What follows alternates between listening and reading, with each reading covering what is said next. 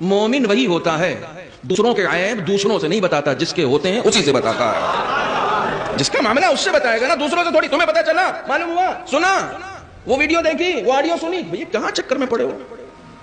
کسی کی عزت اچھالنے کے چکر میں، کسی پر تہمت ترازی کے چکر میں، کسی کی قدر گھٹانے کے چکر میں کہاں پڑے ہوئے ہو؟ آپ کا کچھ نہیں ہے، عزت بھی آپ کی نہیں ہے۔ وَلِلَّهِ الْعِزَّةُ جَمِيعًا، قرآن پڑھ رہا ہوں، جتنی بھی عزت ہے سب خدا کے لیے ہے۔ تمہارے پاس جتنی ہے نا وہ اس نے دے رکھی ہے، تو جو چیز اس نے دی ہے وہ کسی اور کے حصے سے چھیننے کا حق تم کو کس نے دے دیا؟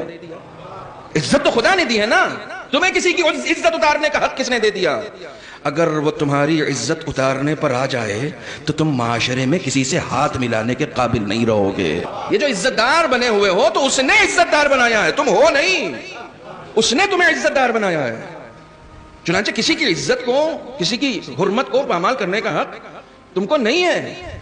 دین ہمارا اتنا خوبصورت دین ہے، اتنا خوبصورت دین ہے کہ ایک انسان جو اس دنیا سے گزر گیا، مر گیا، اسے آپ غسل دینے جا رہے ہیں، تو آپ کو حکم یہ ہے کہ جب آپ غسل دیں تو جس طرف بھی آپ پانی ڈالیں اس کی شرمگاہ پر کوئی کپڑا رکھ دیں۔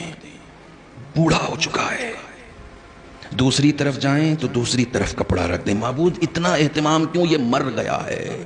کہا ہم مرے ہوئے کو اتنی عزت دیتے ہیں کہ اس کی آبرو نہ چلی جائے، تو زندہ کی کتنی آبرو ہوگی؟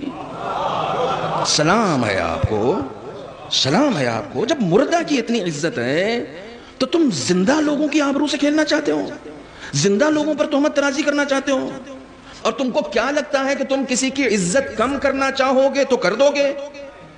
کمال یہ ہے کہ خود کو مسلمان کہتے ہو، خود کو قرآن کا ماننے والا کہتے ہو، اور پھر کسی کی عزت پہ ہاتھ ڈالتے ہو، جبکہ روزانہ قرآن میں پڑھتے ہو وَتُعِزُّ مَن تَشَاءُ وَتُذِلُّ مَن تَشَاءُ۔ بھائی وہ جس کو چاہے گا عزت دے گا، وہ جس کو چاہے گا ذلیل کرے گا، اور خدا کی قسم اس نے کیا۔